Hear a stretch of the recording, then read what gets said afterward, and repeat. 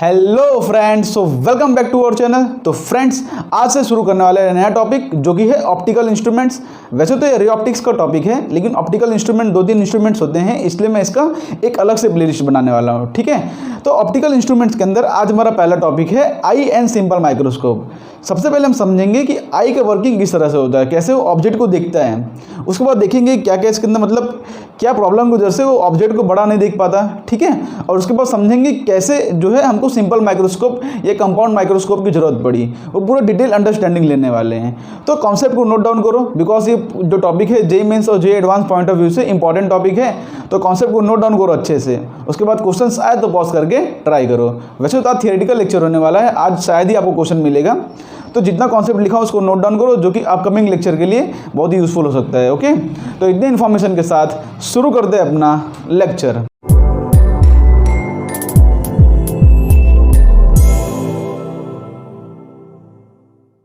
तो फ्रेंड्स, शुरू करते हैं अपना टॉपिक। ठीक है, सबसे पहले हम क्या करेंगे, आंख का बेसिक स्ट्रक्चर समझते हैं, बिकॉज वो इंपॉर्टेंट है समझने के लिए किस तरह से हमको रे ऑफ लाइट दिखती हैं। अब आंख के अंदर तो बहुत सारे पार्ट्स होते हैं, लेकिन हमको जो रे ऑप्टिक्स में रिलेटेड जो हमको पार्ट्स के काम है, बस उतने पार्ट का हम डिस्कस करेंगे। ठीक है, तो आंख का मतलब स्ट्रक्चर कुछ इस तरह से होता है। ध्यान से इसके जो पॉइंट्स लिखा हूं उसको ध्यान से नोट करते जाओ।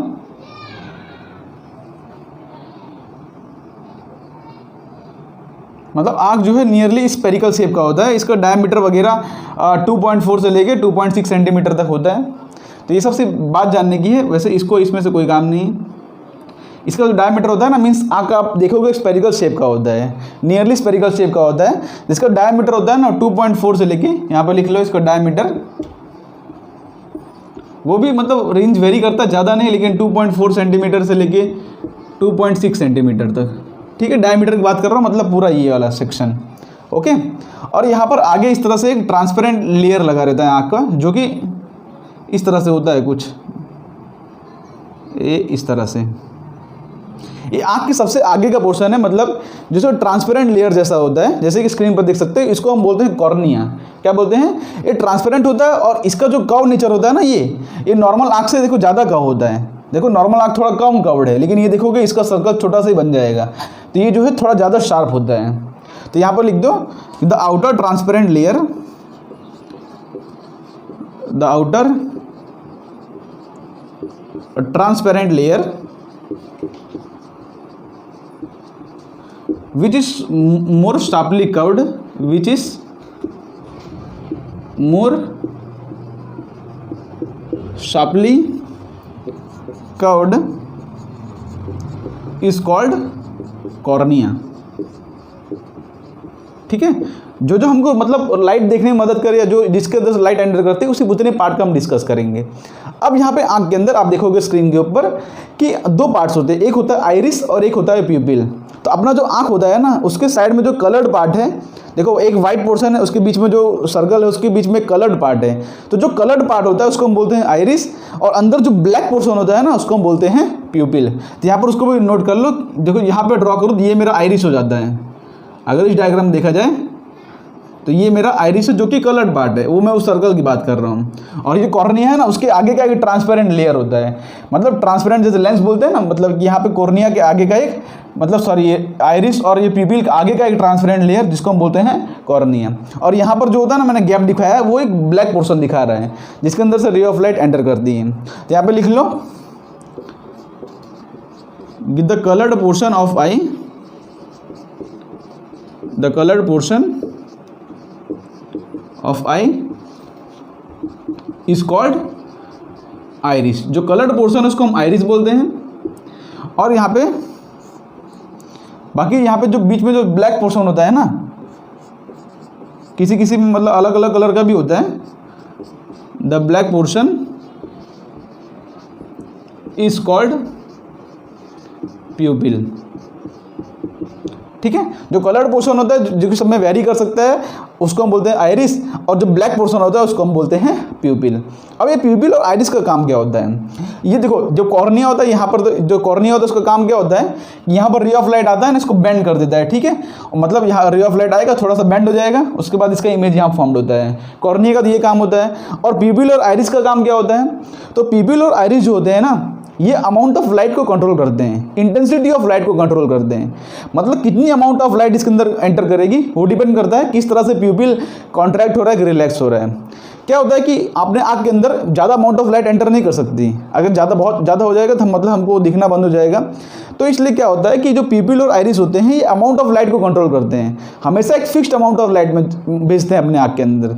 अब जैसे कि आप कहीं बहुत उजाला वाला है, बहुत लाइट वाली जगह पे जाओगे तो क्या करते हैं, जो प्यूपिल होता है ना थोड़ा छोटा हो जाएगा, ये प्यूपिल जो होगा वो थोड़ा छोटा हो जाएगा, जैसे कि आप इमेज में देख सकते हो। और कहीं कम लाइट हो, मतलब जहाँ ज़्यादा लाइट एंटर नहीं कर रही, तो प्यूपिल जो बड़ा हो जाएगा, जिससे क्या है ज़्यादा लाइट एंटर करें। मतलब ओवरऑल जो है ना इंटेंसिटी ऑफ लाइट को अपनी आँख के अंदर मेंटेन करता है। ठीक है, तो यहाँ पर उसका लिख लो, द प्यूपिल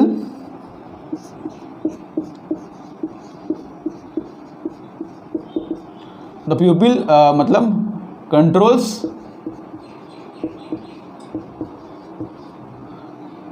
कंट्रोल नहीं, ऐसा लिख दो, प्यूपिल मेंटेन्स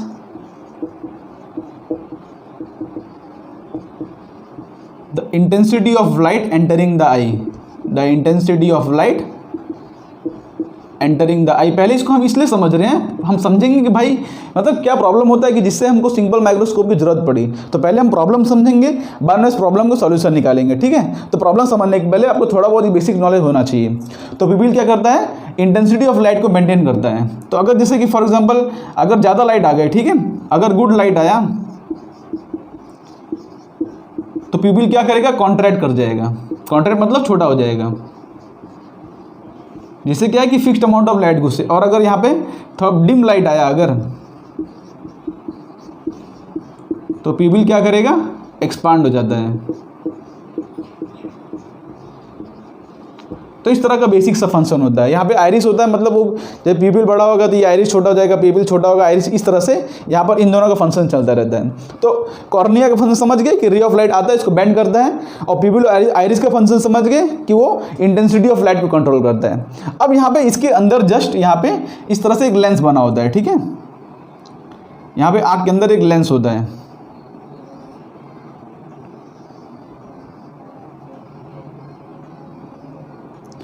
और ये लेंस जो होता है ना, यहाँ पर इसको साइड में जो मतलब इस तरह से ये जो साइड में इसको पकड़ के रखते हैं, ये सिलियरी मसल्स होते हैं। साइड में इसको जो पकड़ के रखते हैं इस तरह से, वो सिलियरी मसल्स होते हैं। और यहाँ पे इस तरह से हमारे पास रेटिना होता है। ठीक है, ये जो आगे का पोर्शन है ये क्या है, कॉर्निया। ये जो पोर्शन है ये आइरिस है। ठीक है, और इसके ये जो पोर्शन है, मतलब ये जो पोर्शन होता है हमारा, ये प्यूपिल होता है। ओके, ये जो है हमारा ये सिलियरी मसल्स है, और यहाँ पर ये जो है हमारा ये लेंस है। ठीक है, अब यहाँ पर क्या होता है, देखो ये हमारा बीच में एक लेंस लगा होता है। अब लेंस को जो पकड़ के रखते हैं साइड में से, उसको हम बोलते हैं सिलियरी मसल्स। ठीक है, इसको क्या बोलते हैं हम, सिलियरी मसल्स। और ये हमारा होता है रेटिना, ये हमारा होता है रेटिना। बस आई के इतने पार्ट से हमको जो है मतलब लाइट के जो है आने जाने का होता है। यहाँ पर ये ऑप्टिक नर्व होता है, इसकी हमको ज़रूरत नहीं होती। यहाँ पर से क्या होता है कि ब्रेन तक सिग्नल पहुँचता है, तो जिससे हमको जो है इमेज जो है इंटरप्रेट होता है। ठीक है, तो ऑप्टिक नर्व से जो है सिग्नल जाता है ब्रेन तक, तो हमको जो है पता चलता है कि हाँ कोई इमेज फॉर्म हुआ और हमको जो है वो दिखता है। इस तरह से प्रोसेस होता है। तो यहाँ पर जो इमेज फॉर्म होती है इस रेटिना पर फॉर्म होती है, इस रेटिना पर इमेज कहीं फॉर्म होती है। यहाँ पर जनरली इस जो स्पॉट होता है इसको हम बोलते हैं ब्लाइंड स्पॉट। लेकिन मेनली हमको सिर्फ ये 5-6 पार्ट से काम है, रेटिना, सिलियरी मसल्स और यहाँ पर ये लेंस।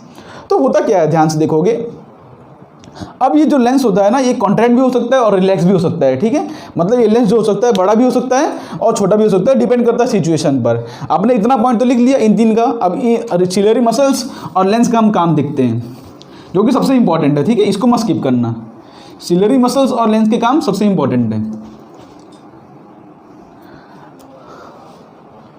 तो यहाँ पर क्या होता है, देखो ध्यान से, द सिलियरी मसल्स लिखो यहाँ पे, ciliary muscles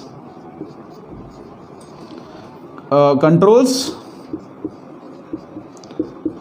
the radius of curvature of the lens, the radius of curvature of the lens. ठीक है, रेडियस कर्वेचर कंट्रोल कर रहा है, इसका सिंपल मतलब है कि हेंस फोकल लेंथ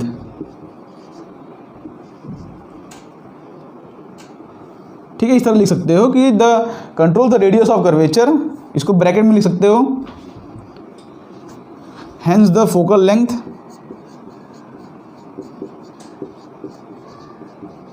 मतलब भाई अगर रेडियस ऑफ कर्वेचर कंट्रोल हो रहा है, सिंपल उससे बात से क्या हो जाएगा कि फोकल लेंथ कंट्रोल हो जाएगा, बिकॉज फोकल लेंथ और रेडियस ऑफ कर्वेचर डिपेंड करते हैं ना दूसरे पे। तो ciliary muscle control the radius of curvature hence the focal length of the lens. अब ये सबसे इंपॉर्टेंट बात होती है। अब होता क्या है, ध्यान से देखोगे कि मतलब क्या होता है कि कोई ऑब्जेक्ट अगर दूर रखा गया, जैसे मान लो यहाँ पर ऑब्जेक्ट यहाँ पर रखा गया है जो कि इससे कुछ पर्टिकुलर डिस्टेंस पर है, जैसे यहाँ पर इसको ड्रॉ करो, अगर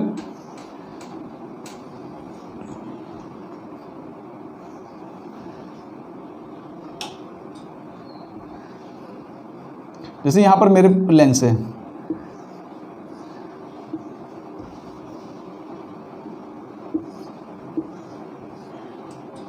ठीक है। अब क्या, जैसे कोई ऑब्जेक्ट यहाँ पर रखा गया है, तो मतलब कोई पर्टिकुलर इससे डिस्टेंस पर रखा गया है, ठीक है।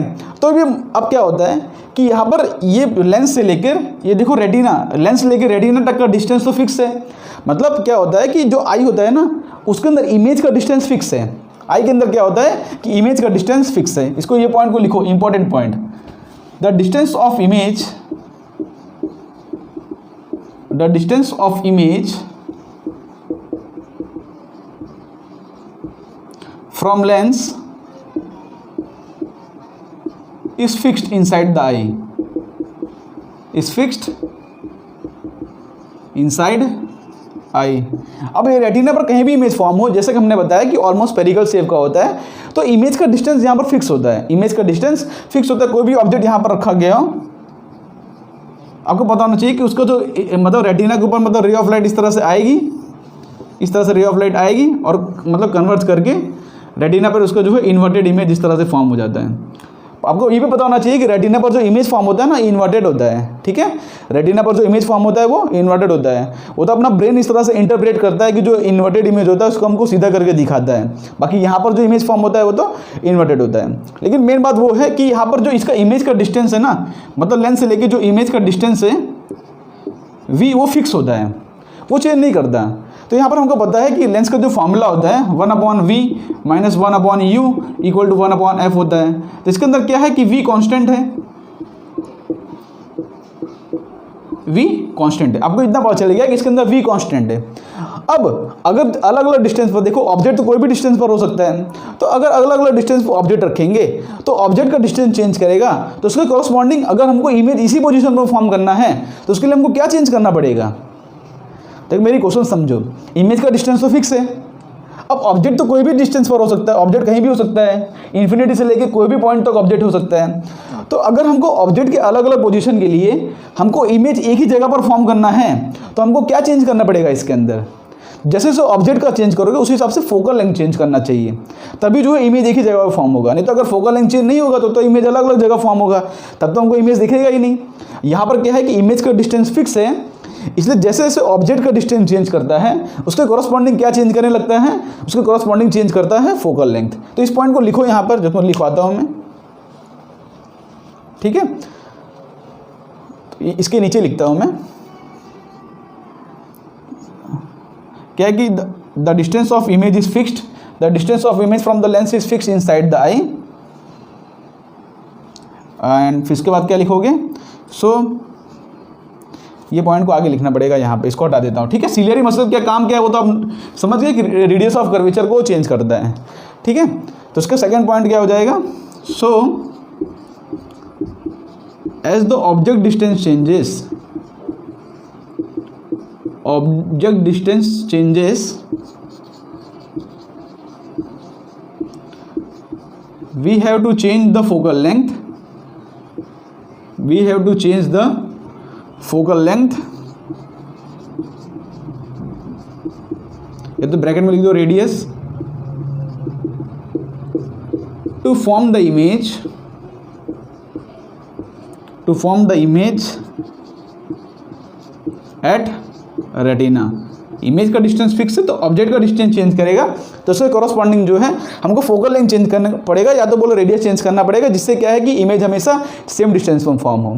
तो वही काम करता है सिलियरी मसल्स, वही काम क्या करता है सिलियरी मसल। सो यहाँ पर लिख दो उसका आगे का पॉइंट लिखो, this work is done by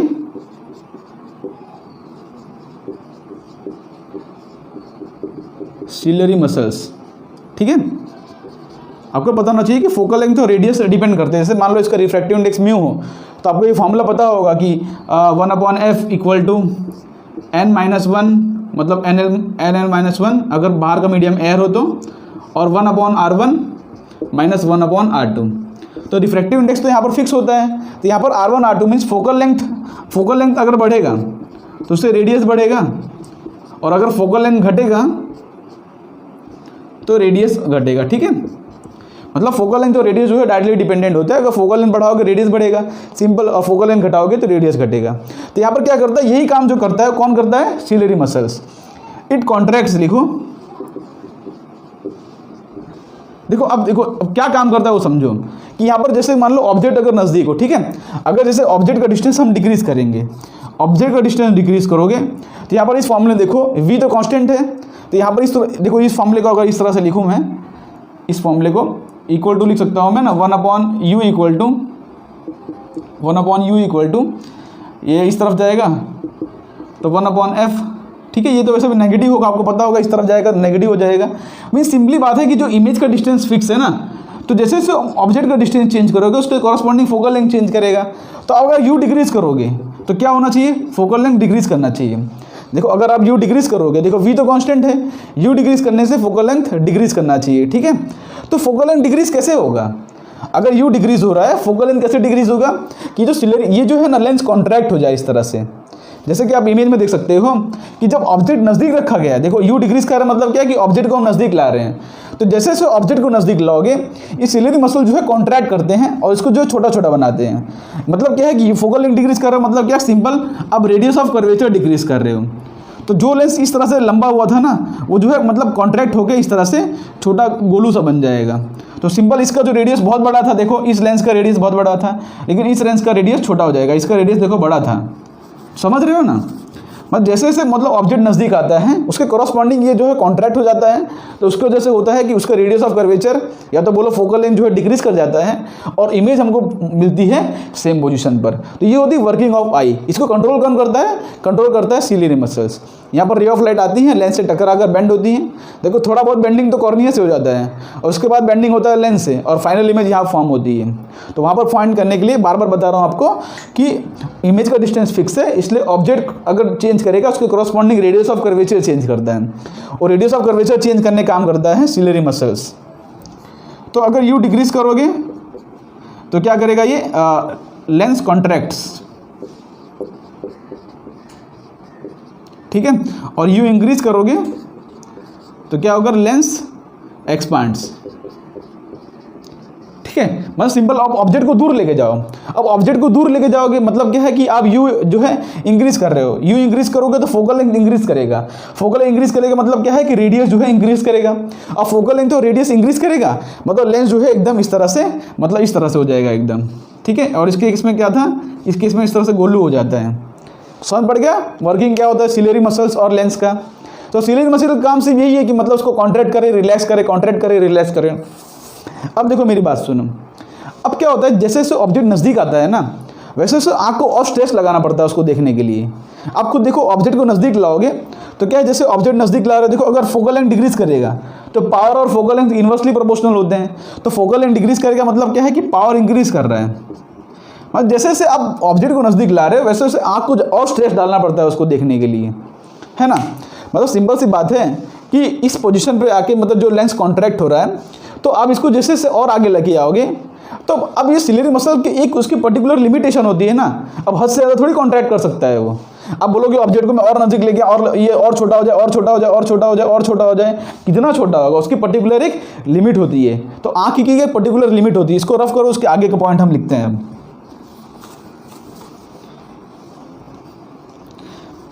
ठीक है, अभी हम प्रॉब्लम समझेंगे, उसके बाद उसको सॉल्व करेंगे सिंपल माइक्रोस्कोप की मदद से।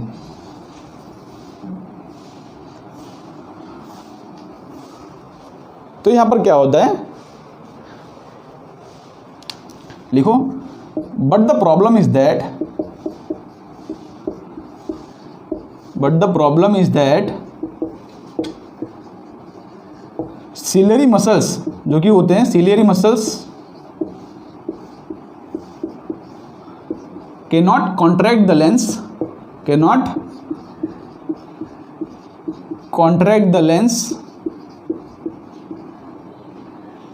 over a certain limit,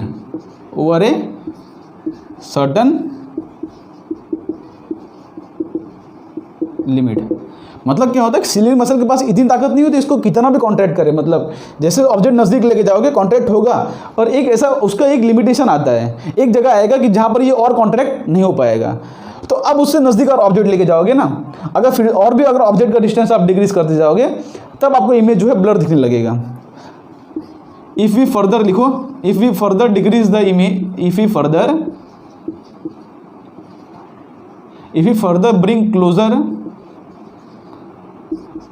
bring closer the object,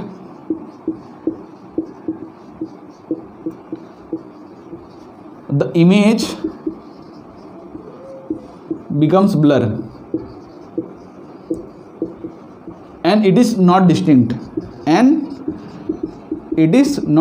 मतलब हमको जो है इमेज अलग अलग दिखता नहीं है। ठीक है, आप खुद देखो, आपको मार्कर की टिप देखो, आप एक नज़दीक लेके जाओ, आपको क्लियर दिखेगा। जैसे एक पोजीशन के बाद आप उसको और नज़दीक लाओगे तो आपको इमेज क्लियरली दिखेगा नहीं, बिकॉज वो हमारा जो है एक पर्टिकुलर लिमिटेशन आ जाता है। उसके बाद जो है ये सिलियरी मसल जो है कॉन्ट्रैक्ट नहीं हो पाते। ठीक है, सिलियरी मसल जो है कॉन्ट्रैक्ट नहीं हो पाते। ये इसका सिलियरी मसल का काम यही है कि मतलब वो फोकल लेंथ को एडजस्ट करे, रेडियस ऑफ कर्वेचर को एडजस्ट करे। जैसे जैसे ऑब्जेक्ट को नज़दीक लाओ वैसे वैसे इसकी रेडियस ऑफ कर्वेचर को एडजस्ट करना ही मतलब सिलियरी मसल का काम होता है। और ये जो एडजस्ट करता है ना फोकल लेंथ, ये पार्ट मिस हो गया। क्या होता है कि जो फोकल लेंथ को एडजस्ट करता है, the process of adjusting the focal length,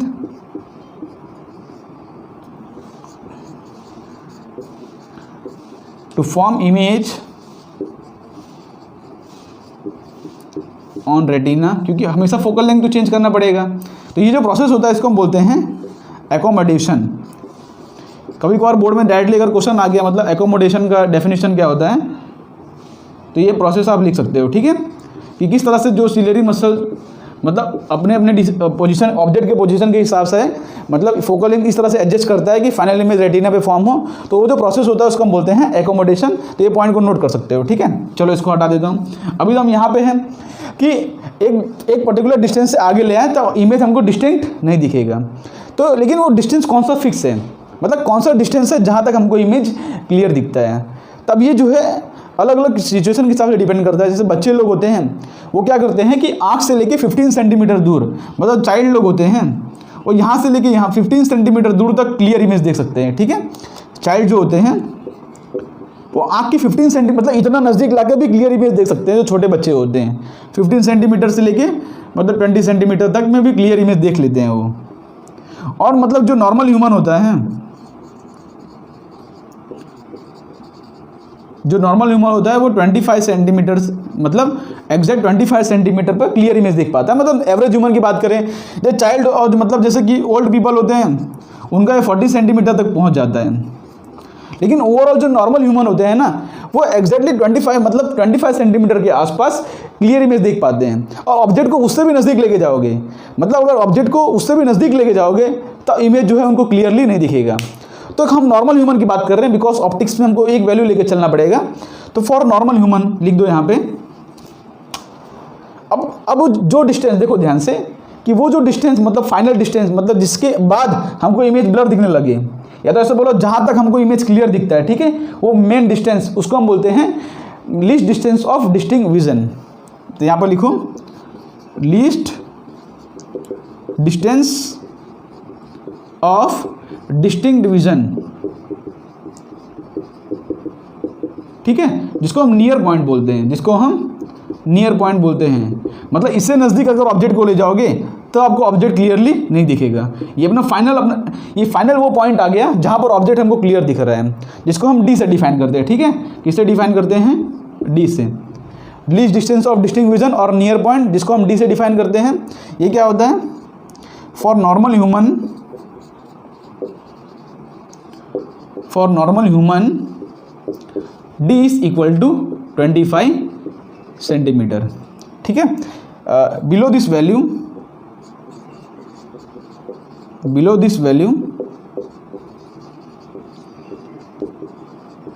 image will not be clear. ठीक है, तो इसी पॉइंट को बोलते हैं least distance of distinct vision. इसके अगर और नीचे चले जाओगे तो आपको इमेज क्लियर नहीं दिखेगा, सिंपली। अच्छा, इतनी बात हो गई। अब आपको पता है, अच्छा बताओ, अब नॉर्मल आई से क्या किसी ऑब्जेक्ट को मैग्नीफाई कर सकते हो? जैसे मान लो मेरे पास ये मार्कर है, मेरे को इसको थोड़ा मैग्नीफाइड देखना है, तो नॉर्मल आई से इसको मैग्नीफाई किया जा सकता है? आंसर यस या नो बताओ। इसको मैग्नीफाई किया जा सकता है। जैसे मान लो मार्कर इतना दूर रखा गया है, जैसे मान लो मार्कर में देखो कुछ लिखा गया है, ऐसे ये कुछ लिखा गया है, तो इसको मैं इतना दूर रखूँगा तो मेरे को नहीं दिखेगा, लेकिन जैसे जैसे नज़दीक लाऊंगा मैं, अब मैं वो इसको रीड कर सकता हूँ। ठीक है, आप अपने पेन लिख रहे हो, कोई लिख रहे हो, उसमें देखो कोई चीज़ लिखा होगा, छोटा छोटा लिखा हो, उसको आप थोड़ा दूर रखो तो आपको एग्जैक्टली दिखेगा नहीं क्या लिखा है। ठीक है, लेकिन जैसे जैसे आप उसके नज़दीक जाओगे, आपको दिखना शुरू हो जाएगा। तो आपको दिख क्यों रहा है? बिकॉज ऑब्जेक्ट जो है मैग्नीफाई हो रहा है। तो मतलब डिस्टेंस कम करने से ऑब्जेक्ट मैग्नीफाई होता है। लेकिन यहाँ पर हमारे पास एक रेस्ट्रिक्शन भी है कि हम d = 25 सेंटीमीटर से कम नहीं कर सकते।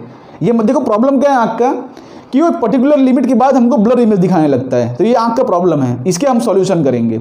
अब क्या है, लेकिन आँख जो है हमको मैग्नीफाइड इमेज दिखा तो रहा है। जैसे मान लो ये छोटा छोटा लिखा है, इसको जैसे जैसे नज़दीक ला रहा हूँ मैं, वैसे वैसे हमको क्लियर इमेज दिख रहा है।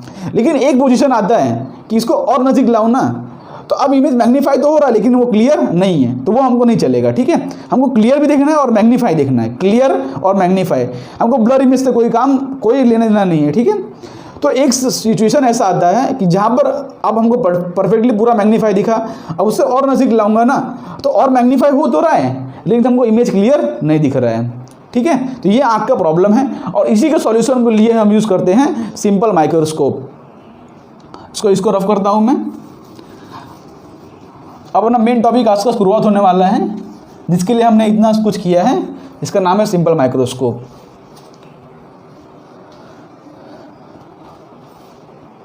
तो यहाँ पे लिखो, the maximum magnification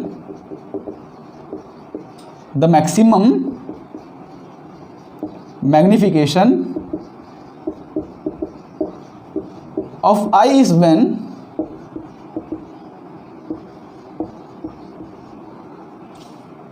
the object is kept at D। आई के लिए मैक्सिमम मैग्निफिकेशन कब मिल रहा है? जब ऑब्जेक्ट D = 25 सेंटीमीटर पे आ जा रहा है। अब उससे नज़दीक ला रहे हैं, हमको मैग्निफिकेशन तो मिल रहा है, लेकिन जो है इमेज जो है क्लियर नहीं बन रहा है। ठीक है, तो हम मान के चलेंगे जो मैक्सिमम मैग्निफिकेशन ऑफ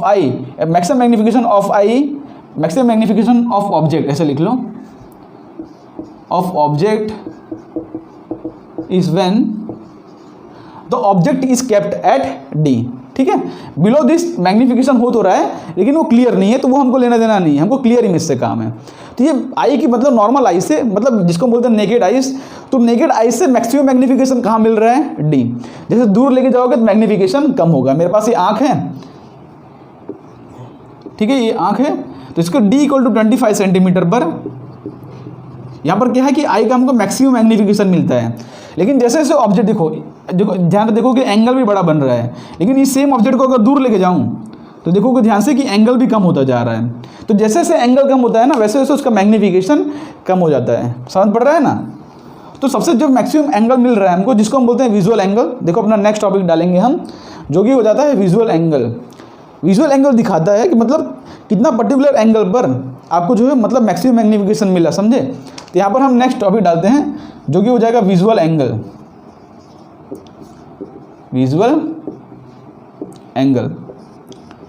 अब विजुअल एंगल को आप मैग्निफिकेशन से कर सकते हो।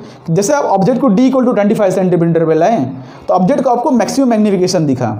मीन्स ऑब्जेक्ट को जितना दूर से देखोगे ना उतना आपको मैग्नीफिकेशन कम दिखेगा। सिंपल, जैसे जैसे ऑब्जेक्ट को हम नज़दीक लेके जा रहे हो वैसे उसका मैग्नीफिकेशन बढ़ रहा है, लेकिन हम उसको कहाँ तक ले जा सकते हैं, हम उसको मैक्सिमम से मैक्सिमम डी तक ले जा सकते हैं। तो विथ नेकेड आइज, यहाँ पर जो विजुअल एंगल होता है ना उसको डेफिनेशन लिखो, ठीक है। The maximum magnification of object is kept when object is kept eight D with naked eyes, ठीक है। यहाँ पे इसके आगे डाल दो विथ नेक्ड आइज। अब क्या है कि जो मैग्निफिकेशन होता है ना उसको हम पर्टिकुलर एंगल के टर्म में देखते हैं, भाई वो ऑब्जेक्ट से कितना एंगल सब्सटेंड कर रहा है। जैसे मान लो मेरे पास ये आई है, यहाँ पे इस तरह से आई है, तो यहाँ पे मेरे पास ऑब्जेक्ट रखा गया है, ठीक है, जो कि पर्टिकुलर को डिस्टेंस पर रखा गया है, मान लो अभी डी पर डिस्टेंस पर रखा गया है। तो डी डिस्टेंस पर रखने पर ऑब्जेक्ट जो है आई से कितना एंगल बना रहा है, इसको हम बोलते हैं अल्फा, और जिसको हम बोलते हैं विजुअल एंगल, जिसको हम बोलते हैं विजुअल एंगल। तो समझते हैं आई का लिमिटेशन क्या है कि आई जो है अपना मैक्सिमम मैग्निफिकेशन डी पर ला सकता है, और ऑब्जेक्ट को और दूर रखोगे तब तो अल्फा कम हो जाएगा ना। ऑब्जेक्ट को जैसे जैसे दूर लेके जाऊंगा वैसे वैसे ये अल्फा कम होता जाएगा, तो क्या उसका मैक्सिमम मैग्निफिकेशन नहीं मिलेगा।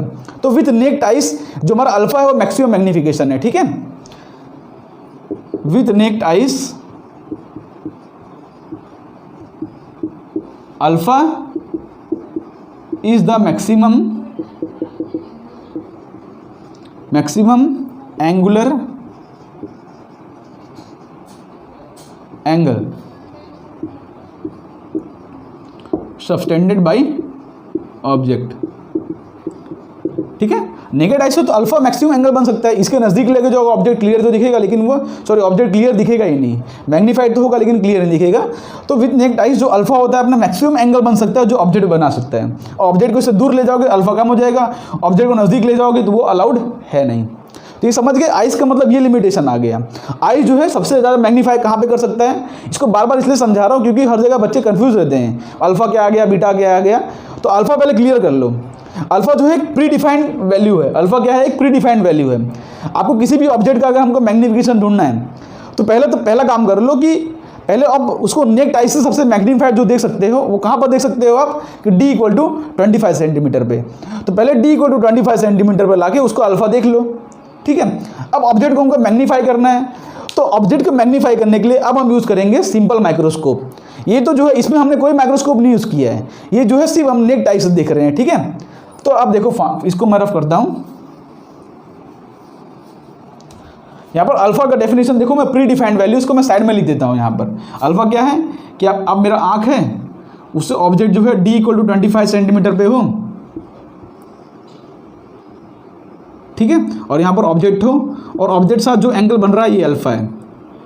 किसी भी ऑब्जेक्ट का आपको मैग्निफिकेशन ढूंढना है ना, ये इसका पहला स्टेप है, उसको आप दूसरे स्टेप से कंफ्यूज मत करना। अब हम दूसरा स्टेप यूज करेंगे सिंपल माइक्रोस्कोप, ठीक है, सिंपल माइक्रोस्कोप।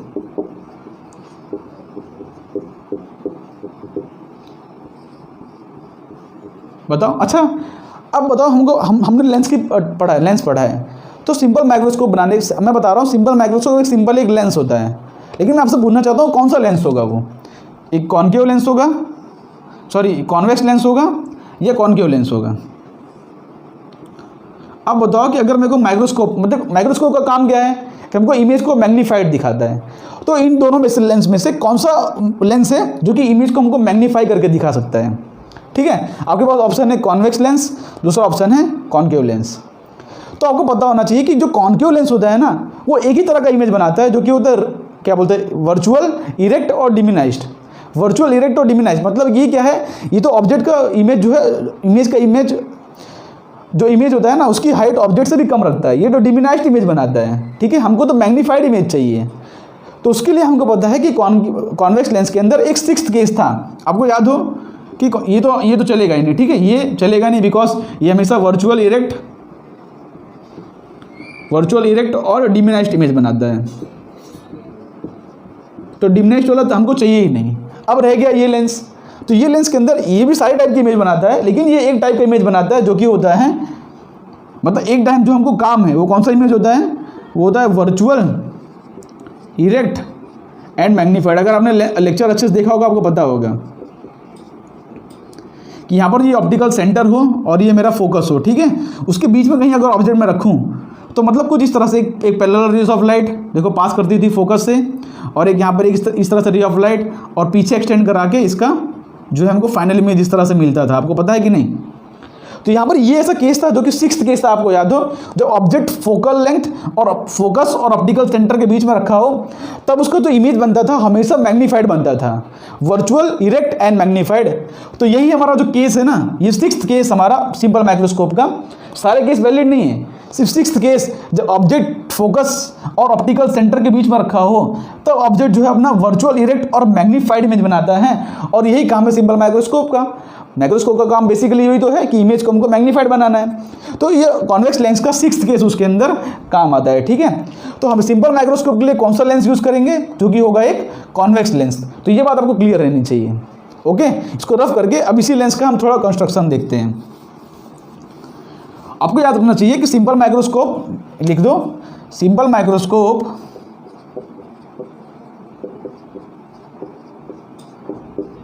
इस बेसिकली कौन सा लेंस है, वो इस basically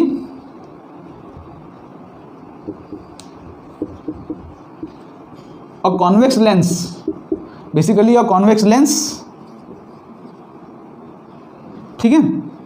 when object is kept between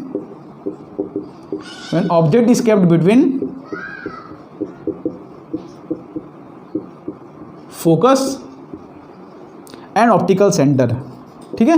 ये बात आपको ध्यान रखना है कि ऑब्जेक्ट को हमेशा फोकस और ऑप्टिकल सेंटर के बीच में रखना है, क्योंकि उसके बाद रखोगे तब तो उसका इन्वर्टेड इमेज फॉर्म होने लगेगा और डिमिनाइज्ड इमेज, कोई भी इमेज फॉर्म हो सकती है। लेकिन हमको पता है कि ऑब्जेक्ट ऑफ फोकस और ऑप्टिकल सेंटर के बीच में होता है ना, तब तो उसका हमेशा मैग्नीफाइड इमेज ही बनता है, ठीक है। तो यहाँ पर एक लेंस ड्रॉ करते हैं। देखो ये मेरा लेंस हो गया जो कि है कॉन्वेक्स लेंस, और ठीक है, ये मेरा ऑप्टिकल सेंटर और ये मेरा फोकस है। अब इसके बीच में अगर कहीं ऑब्जेक्ट रखूं, जैसे मान लो यहाँ पे ऑब्जेक्ट रखता हूँ, तो जैसे मैंने बताया कि यहाँ पर एक रे ऑफ लाइट पैरेलल आएगी, वो पास करेगी फोकस से, एक रे ऑफ लाइट इस तरह से पास की, इसको हमने पीछे एक्सटेंड करा के कहीं यहाँ पे हमने इसका इमेज फॉर्म किया, ठीक है। इसको हमने पीछे एक्सटेंड कराया, यहाँ पे इमेज फॉर्म किया, ठीक है। तो देखोगे ध्यान से, ये क्या है, जैसे कि ये क्या है मेरा, ये हाइट ऑफ ऑब्जेक्ट है, इनिशियली हाइट ऑफ ऑब्जेक्ट है, ठीक है। उसी हिसाब से ये भी क्या हो जाएगा मेरा हाइट ऑफ ऑब्जेक्ट, और ये है मेरा हाइट ऑफ इमेज। तो इमेज के साथ जो एंगल बना रहा है ना, उसको हम बोलते हैं बीटा। जो देखो कॉन्वेक्स लेंस इमेज के साथ, आंख मेरा कहाँ पे होगा, आंख मेरा यहाँ पे होगा, आंख को क्या दिख रहा है कि ये वाला इमेज, ठीक है। देखो पहले हमने सिंपली इसको नॉर्मल आंख से देखा और अपना मैक्सिमम मैग्नीफिकेशन हमने पा लिया, जो कि है अल्फा, ठीक है। मैक्सिमम एंगुलर मैग्नीफिकेशन जो कि आ गया मतलब मैक्सिमम एंगुलर एंगल। उसके बाद क्या कर रहे हैं, हम उसको लेंस के अंदर देख रहे हैं। लेंस के अंदर देखने के बाद जो इमेज के साथ जो एंगल बन रहा है उसको हम बोल रहा हूँ बीटा, उसको मैंने बोल दिया बीटा। यहाँ पर ये जो एंगल, इसको अल्फा मत बोलना, हाइट ऑफ ऑब्जेक्ट और ऑब्जेक्ट के बीच में एंगल है, उसको अल्फा मत बोलना। ये तो तब है जब लेंस रखा गया है, वो जो है वो प्री डिफाइंड वैल्यू है, कांस्टेंट नहीं, प्री डिफाइंड वैल्यू, मतलब उसका करने का तरीका फिक्स है। क्या करना है आपको, हमेशा ऑब्जेक्ट को रखना है मतलब डी डिस्टेंस पर, और उसका मैक्सिमम एंगुलर एंगल फाइंड कर लेना है, ये तरीका फिक्स है। अब क्या करना है, अब आपको ऑब्जेक्ट का मैग्नीफिकेशन देखना है कितना आ रहा है, तो उसको ऑब्जेक्ट को रखो मतलब कहीं भी, मतलब इसके बीच में ऑब्जेक्ट को, जैसे मान लो इस पॉइंट पे यू डिस्टेंस पर आपको उसका मैग्नीफिकेशन फाइंड करना है, तो यू डिस्टेंस पर ऑब्जेक्ट को रखो जो कि फोकस और ऑप्टिकल सेंटर के बीच में होना चाहिए। उसके बाद ऑब्जेक्ट इमेज के साथ देखो कितना एंगल बना रहा है, यहाँ पर ये पॉइंट ऑप्टिकल सेंटर और इमेज के साथ कितना एंगल बना रहा है, उसको हम बोलते हैं बीटा, उसको हम बोलते हैं बीटा। तो इतनी बात आपको क्लियर रहनी चाहिए। तो अब जो मैग्नीफिकेशन डिफाइंड होता है, यहाँ पर इसको रफ करूँ, अब जो मैग्नीफिकेशन डिफाइंड है,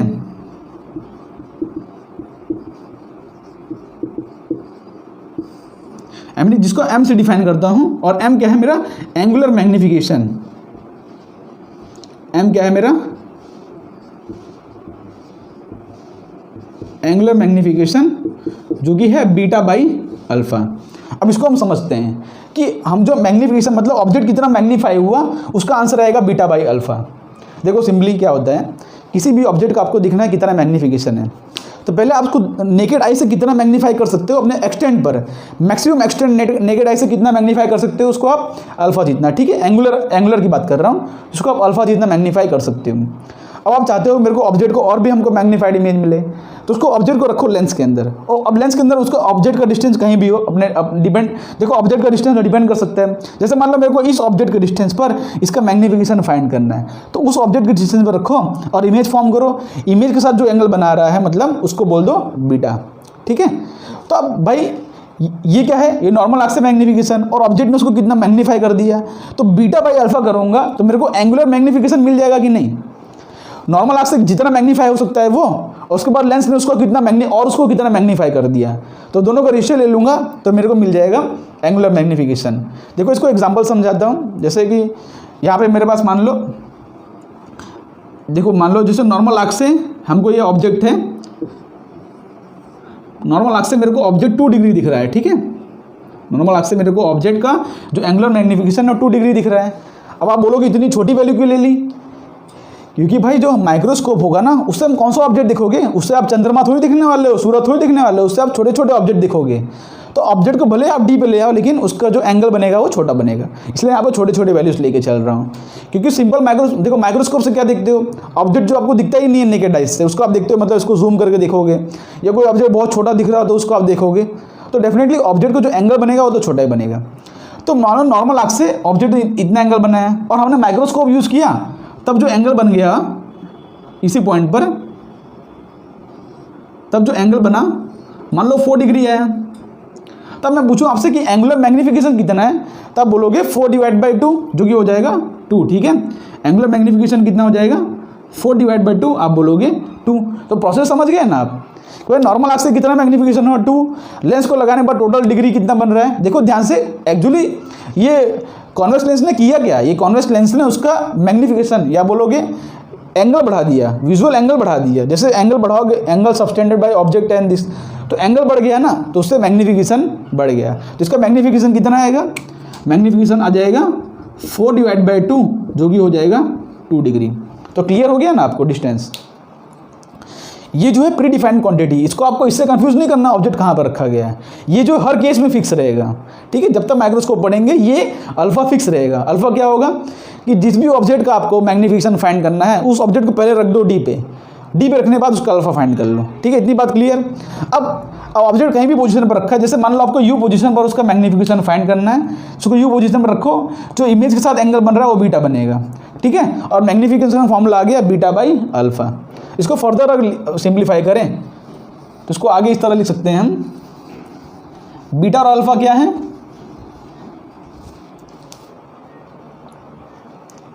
यहाँ पे लिखो m = beta by alpha,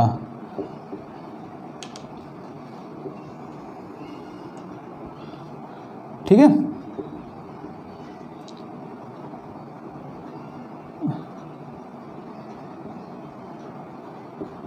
angle subtended by final image on lens, beta क्या है, angle subtended bye final image on lens, और अल्फा क्या है, angle subtended on I when object is kept eight D, when object is kept eight D, ठीक है। अब alpha तो fix quantity है, जो चेंज कर सकता है वो बीटा चेंज कर सकता है। आपको जितना ज़्यादा मैग्नीफिकेशन चाहिए उतना ज़्यादा बीटा को बढ़ाओ। देखो अल्फा तो फिक्स क्वांटिटी, अल्फा चेंज नहीं करेगा बिकॉज इसकी प्रोसेस फिक्स है। अगर आप ऑब्जेक्ट का डिस्टेंस फिक्स कर दो तो अल्फा तो फिक्स है, लेकिन ऑब्जेक्ट को और आपको मैग्नीफाई देखना है, जिसको और दूर रखो। जैसे दूर रखोगे उसके कॉरस्पॉन्डिंग इमेज जो है मतलब दूर फॉर्म करेगा, उसके कॉरस्पॉन्डिंग जो है बीटा बढ़ेगा। जैसे जैसे बीटा बढ़ेगा वैसे वैसे मैग्नीफिकेशन बढ़ेगा, इसलिए मैग्नीफिकेशन का फॉर्मूला ये आ जाता है। अब आप डायग्रामेटिक देखें तो यहाँ पर ये डायग्राम में देखो कि यहाँ से अगर tan बीटा लिखूँ, tan बीटा = हो जाएगा hi/u लिख सकता हूँ। देखो hi/v लिख सकता हूँ, या तो मैं h0/u भी लिख सकता हूँ। छोटा वाला ट्रायंगल देखोगे ना तो tan बीटा = h0/u लिख सकता हूँ। और इस ट्रायंगल में देखा जाए तो इस ट्रायंगल में tan अल्फा जो कि फिक्स्ड क्वांटिटी है, जिसकी वैल्यू क्या आ जाती है h0/-d, यहाँ पर भी लिख सकता हूँ h0/-u। ओके, साइन कन्वेंशन को लेके चले तो क्योंकि यहाँ पे hi/v भी हो सकता है। देखो ध्यान से, ये दोनों एक ही तो है ट्रायंगल। इस ट्रायंगल देखोगे तो hi/v हो जाएगा, छोटा वाला ट्रायंगल देखोगे तो h0/u हो जाएगा। ओके, तो मैंने उसको लिख दिया यहाँ पे। तो उसकी वैल्यू को यहाँ पर सब्स्टिट्यूट करें, m = बीटा बाई अल्फा। आपको पता है कि हम माइक्रोस्कोप से छोटी छोटी ऑब्जेक्ट को देखते हैं, तो यहाँ पर अल्फा और बीटा जो है बहुत स्मॉल स्मॉल वैल्यू होंगे, इसलिए यहाँ पर tan beta is approximately equal to beta. इसका रीज़न ये मत देना कि पैराक्सियल रेस हैं, पैराक्सियल की बात नहीं हो रही इसके अंदर। माइक्रोस्कोप से हम देखते ही छोटे छोटे ऑब्जेक्ट को हैं, तो छोटे छोटे ऑब्जेक्ट को देखोगे तो वैसे ही एंगल कम बनेगा, ठीक है। तो tan बीटा क्या हो जाएगा, -h0/u अपॉन अल्फा क्या हो रहा है, अल्फा हो रहा है h0/-d। तो यहाँ से h0 से h0 कैंसिल, माइनस से माइनस कैंसिल, जो मेरा मैग्नीफिकेशन का फॉर्मूला आ रहा है वो आ रहा है d/u।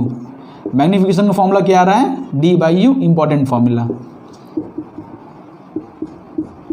देखो ध्यान से, यहाँ पर d तो फिक्स वैल्यू 25 सेंटीमीटर, चेंज क्या कर सकता है, ऑब्जेक्ट का डिस्टेंस। अब जैसे जैसे ऑब्जेक्ट का डिस्टेंस आप घटाओगे, देखो नीचे की वैल्यू घटाओगे वैसे वैसे मैग्नीफिकेशन बढ़ेगा। जैसे जैसे ऑब्जेक्ट को देखो u डिक्रीज करोगे तो मैग्नीफिकेशन बढ़ेगा, और u इंक्रीज करोगे, देखो u की वैल्यू अगर बढ़ाओगे तो मैग्नीफिकेशन डिक्रीज करेगा। तो ऑब्जेक्ट की डिस्टेंस में सारी कहानी चेंज कर रही है, ठीक है। जैसे ऑब्जेक्ट का डिस्टेंस आप चेंज करोगे उसके कॉरस्पॉन्डिंग मैग्नीफिकेशन चेंज कर जाएगा, ठीक है। होप्स आपको इतनी बात समझ पड़ा होगा मैंने क्या बोला है। अब यहाँ पर इसके अंदर दो केस बनते हैं, जो कि होता है मैक्सिमम मैग्नीफिकेशन और मिनिमम मैग्नीफिकेशन, तो उसको हम समझते हैं, ठीक है। इसको यहाँ से मैं रफ करता हूँ, ठीक है। तो इसके अंदर दो केस देखते हैं। सबसे पहले देखते हैं maximum magnification. Maximum magnification important है, एक बार देख लो। सिंपल माइक्रोस्कोप समझ पड़ेगा आपको, तो समझ पड़ेगा कि हम कंपाउंड माइक्रोस्कोप क्यों यूज़ करते हैं, ठीक है। सिंपल माइक्रोस्कोप की लिमिटेशन से हम कंपाउंड माइक्रोस्कोप की स्टडी करेंगे, और उसके बाद हमारा नेक्स्ट टॉपिक आएगा टेलीस्कोप का। तो मैक्सिमम मैग्नीफिकेशन क्या होता है।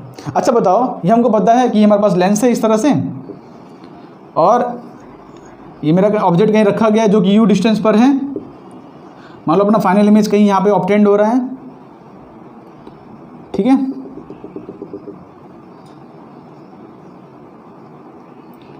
ये हमको पता है बीटा, और हमारा अल्फा तो फिक्स क्वांटिटी है। अल्फा क्या है कि नेकेड आई से कितना दिख रहा है आपको, ठीक है। तो अल्फा तो फिक्स क्वांटिटी है कि d = 25 पर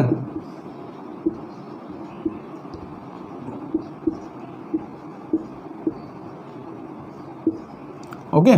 चलो ये बात है, ये मेरा हाइट ऑफ ऑब्जेक्ट और ये मेरा हाइट ऑफ इमेज। अच्छा मेरे को बताओ कि अगर आपको मैक्सिमम मैग्नीफिकेशन चाहिए तो उसके लिए हमको पता है कि मैग्नीफिकेशन का फॉर्मूला क्या है। मैग्नीफिकेशन का फॉर्मूला है d/u। मैग्नीफिकेशन का फॉर्मूला क्या है, d/u। देखो नॉर्मल आई से मैक्सिमम मैग्नीफिकेशन कहाँ दिखता है कि ऑब्जेक्ट अगर d पे ला के रख दो तो हमको मैक्सिमम मैग्नीफिकेशन दिखेगा। लेकिन सोचो ध्यान से कि ऑब्जेक्ट को मान लो मैंने u पे रखा गया है, ठीक है। ऑब्जेक्ट को मान लो मैंने u पे रखा गया है, मान लो मेरा d यहाँ पे है, ठीक है। d = 25 सेंटीमीटर यहाँ पे है, और ऑब्जेक्ट मान लो इसका इमेज कहीं यहाँ बन रहा है। अब मान लो जैसे कि हम ऑब्जेक्ट को मतलब कि u पे हमने कोई पर्टिकुलर डिस्टेंस पर रखा, उसका इमेज जो है ऑब्जेक्ट का यहाँ पे ऑब्टेंड हुआ है। हमको चाहिए ऑब्जेक्ट के मैक्सिमम मैग्नीफिकेशन। ऑब्जेक्ट हमको मैक्सिमम मैग्नीफाई कब दिखेगा, जब जो ऑब्जेक्ट का इमेज है ना वो भी आके d पे बन जाए। अब ये बात को हमको समझना है। देखो ध्यान से, ऑब्जेक्ट को आपने u पर रखा तो उसको कहीं ना कहीं इमेज ऑब्टेंड हुआ, लेकिन ये इमेज देखोगे ध्यान से d से ज़्यादा है। d से ज़्यादा है मतलब क्या कि ऑब्जेक्ट अगर d पे रखा होता, देखो ये d पे है और सेम ऑब्जेक्ट d से ज़्यादा पे रखा गया है, और ये मेरा आँख है यहाँ पे, ठीक है। तो देखो ध्यान से, दोनों पॉइंट अलग अलग एंगल सब्सटेंड कर रहे हैं। जो दूर रखा गया देखो ये d है और ये d से ज़्यादा है, ठीक है। ये क्या है, ग्रेटर देन d, ये पॉइंट। तो अगर मतलब कि इमेज जो है d से ज़्यादा पे ऑब्टेंड हो रहा है इसका, तो हमको इसका जो मैग्नीफिकेशन दिखेगा ना, एंगुलर मैग्नीफिकेशन की बात कर रहा हूँ। देखो ध्यान से कि ऑब्जेक्ट का इमेज अगर d से पार बन रहा है ना, तो हमको उसका मैक्सिमम मैग्नीफिकेशन अभी नहीं दिखा है। लेकिन सोचो वही इमेज अगर d पे आके बन जाए, यही इमेज अगर आके d पे बन जाए, तब उसका जो हमको एंगल मिल रहा है ना और ज़्यादा मिलेगा हमको, और ये मैक्सिमम मिलेगा। इससे ज़्यादा अगर ऑब्जेक्ट का ये इमेज अगर d से भी कम बनेगा तो ब्लर दिखेगा ना हमको। अगर d से कम हो गया तब तो आँख की प्रॉपर्टी क्या है, उसको ब्लर दिखा देगा वो। तो मैक्सिमम मैग्नीफिकेशन तब हो सकता है कि जो इमेज जो फॉर्म कर रहा है ना कॉन्वेक्स लेंस, वो भी आके d पे बन जाए। ये बात को आप समझो, ये बात को पकड़ो कि इमेज कहीं भी फॉर्म हो सकता है, मैं मानता हूँ, लेकिन जैसे जैसे इमेज दूर जाएगा ना वैसे वैसे मैग्नीफिकेशन घटता जाता है। इमेज अगर दूर गया, ऑब्जेक्ट यहाँ पर रखा गया है, तो उसका सेम ऑब्जेक्ट का मैग्नीफिकेशन घटेगा। लेकिन यही कि अगर आप d पे ला दो, देखो सेम ऑब्जेक्ट का डिस्टेंस d पर ला दो, तब उसका मैग्नीफिकेशन बढ़ जाएगा। क्लियर है। तो वही ऑब्जेक्ट का इमेज अगर d पे फॉर्म हो जाए ना, किसी भी तरह से ऑब्जेक्ट का इमेज अगर डी पे फॉर्म हो जाए तब हमको उसका मिलता है मैक्सिमम मैग्नीफिकेशन। बात क्लियर हुई कि इमेज इज फॉर्म्ड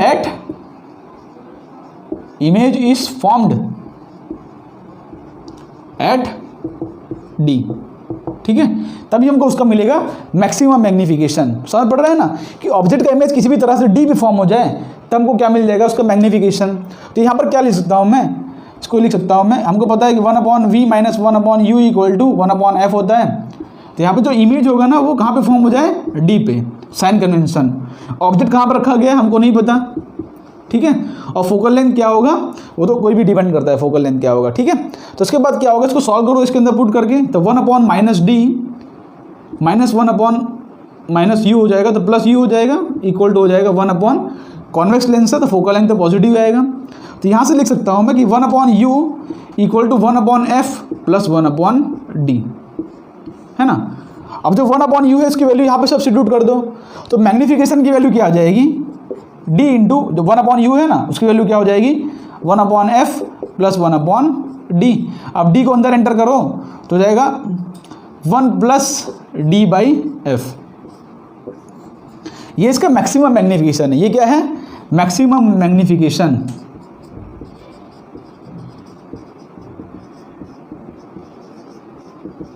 समझ रहे हैं ना, ये इसका क्या है कि मैक्सिमम मैग्नीफिकेशन हो गया। ऑब्जेक्ट कहाँ पर रखा गया है, ऑब्जेक्ट कहीं भी रखा हो लेकिन उसको फाइनल इमेज अगर डी पे फॉर्म हो जाए तब हमको उसका मिल जाएगा मैक्सिमम मैग्नीफिकेशन। अच्छा, इसी देखो मैक्सिमम मैग्नीफिकेशन मिल तो जाएगा लेकिन ऑब्जेक्ट डी पे रखा होगा ना तो आपकी आँख को स्ट्रेन बहुत बढ़ेगा। आपको पता है कि ऑब्जेक्ट जब डी पे रखा, इमेज जब डी पे फॉर्म होता है तब आँख को सबसे ज़्यादा मैक्सिमम स्ट्रेन, मतलब वो ज़्यादा उसको सबसे ज़्यादा कॉन्ट्रैक्ट करना पड़ता है। तो यहाँ पर इसको हम बोल सकते हैं कि स्ट्रेन्ड आई, ठीक है। स्ट्रेन्ड है मतलब क्या है कि आँख को बहुत प्रॉब्लम पड़ती है इसके अंदर। हाँ, आपको मैक्सिमम मैग्नीफिकेशन तो मिल रहा है लेकिन आँख को बहुत जोर देना पड़ रहा है, मतलब आपको बहुत ज़्यादा पावर यूज़ करना पड़ रहा है क्योंकि फाइनल इमेज कहाँ पे ऑब्टेंड हो रही है, डी पे। तो इस केस को या तो ऐसा बोलते हैं मैक्सिमम मैग्नीफिकेशन। तो आपको याद रखना कि जब भी मैक्सिमम मैग्नीफिकेशन आए मतलब सिंपल माइक्रोस्कोप के अंदर तो इमेज कहाँ फॉर्म हो जाए, डी पे, उसको हम बोलते हैं स्ट्रेन्ड आई केस, बिकॉज इसके अंदर आँख पे बहुत जोर पड़ता है। ओके, तो उसी तरह से ये मैक्सिमम मैग्नीफिकेशन समझ पड़ गया। अब दूसरी बात करो कि मिनिमम मैग्नीफिकेशन कहाँ पे होगा।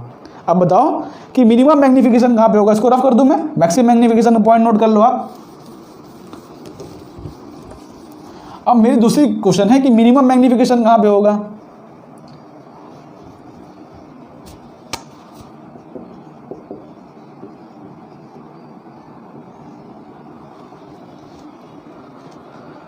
ठीक है, अब मिनिमम मैग्नीफिकेशन केस बताओ आप। अब देखो ध्यान से कि जैसे से मतलब ऑब्जेक्ट डी से दूर जाता जा रहा है, हमको पता है कि जो जैसे से ऑब्जेक्ट दूर जाता है कि मतलब वो लेंस होता है, मतलब जो आँख के अंदर जो लेंस होता है वो कॉन्ट्रैक्ट मतलब वो रिलैक्स होने जाता है ना।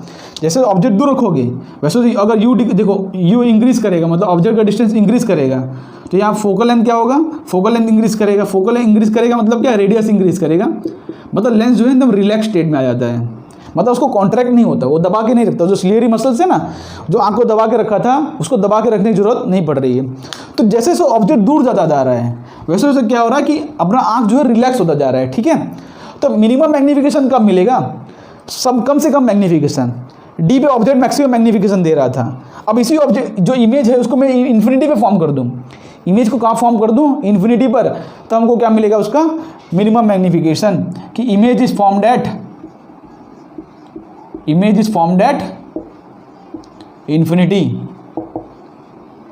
सोचो जैसे से डी पे लाए वैसे वैसे मैग्नीफिकेशन बढ़ा, जैसे उसको दूर लेके जाओगे वैसे वैसे एंगल कम होता जाएगा। देखो दूर लेके गए तो एंगल और कम हुआ, और दूर लेके जाओगे तो एंगल और कम होगा, और दूर लेके जाओगे तो एंगल और कम होगा, ठीक है। इन्फिनिटी पे ले जाओगे ना तो एंगल जो है ऑलमोस्ट जीरो के इक्वल बराबर हो जाएगा। देखो एंगल ऑलमोस्ट इन्फिनिटी पर इमेज रहेगा तो एंगल ऑलमोस्ट जीरो बन जाएगा। तो जैसे जैसे दूर इमेज बनेगा वैसे वैसे क्या है कि उसका मैग्नीफिकेशन घटता जाएगा, ठीक है।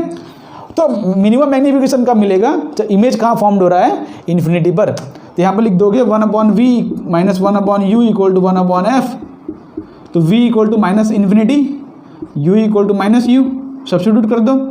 तो 1/-इन्फिनिटी plus 1/u equal to 1/f, तो 1/u की वैल्यू क्या आ गई इसके अंदर 1/f। बस इसी वैल्यू को इसके अंदर पुट कर दो, ठीक है। तो यहाँ पे मैग्नीफिकेशन का फॉर्मूला क्या है, मैग्नीफिकेशन फॉर्मूला है d/u। तो d इंटू 1/u की वैल्यू क्या है 1/f, तो d/f। तो मिनिमम मैग्नीफिकेशन कितना मिल रहा है हमको d/f। ये क्या है अपना मिनिमम मैग्नीफिकेशन।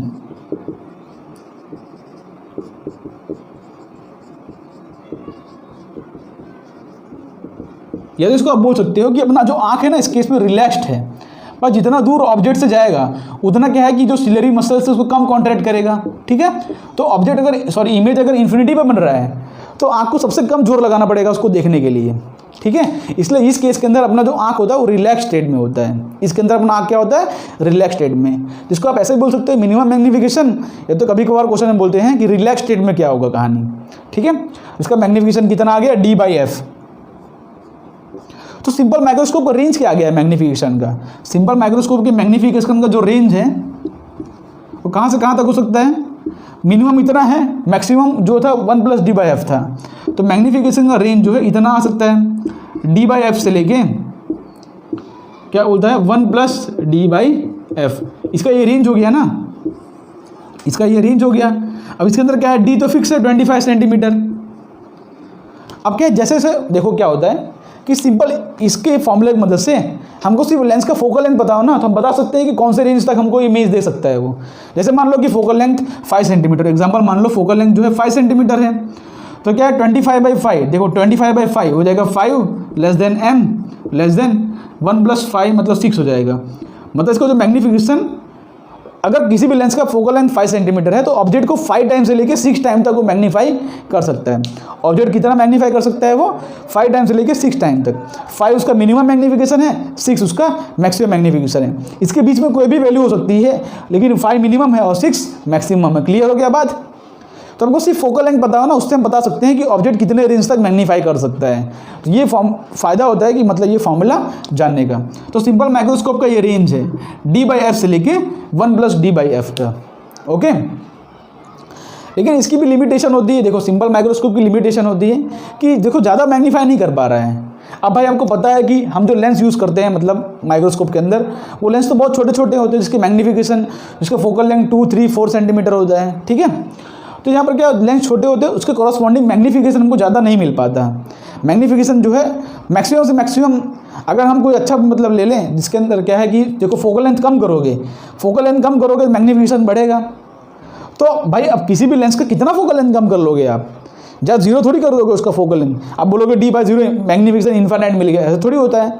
कुछ ना कुछ लेंस का कर्वेचर होता है ना, उसका फोकल लेंथ जो है हमको रखना पड़ता है, तो उसके कॉरस्पॉन्डिंग हमको मैग्नीफिकेशन ज़्यादा नहीं मिल पाता है। तो ये लिमिटेशन होता है मतलब सिंपल माइक्रोस्कोप का कि ज़्यादा अमाउंट ऑफ ज़्यादा रेंज के अंदर वो मैग्नीफिकेशन नहीं देता। और वही हमारा काम आता है कंपाउंड माइक्रोस्कोप के अंदर, जिसके अंदर हम देखो जिसके अंदर हम 2 लेंस यूज़ करते हैं। तो कैसे उसका वर्किंग होता है वो हम नेक्स्ट वीडियो में डिस्कस करने वाले हैं। तो आज की वीडियो के लिए बस इतना ही रखते हैं। नेक्स्ट वीडियो देखने से पहले इस वीडियो को जरूर से रिवाइज कर लेना। होप सो आज का वीडियो आपको पसंद आया होगा। अगर पसंद आया हो तो वीडियो को लाइक कर दें। मिलते हैं आपको नेक्स्ट वीडियो में, तब तक के लिए बाय बाय। आप लोग पढ़ाई करते रहो।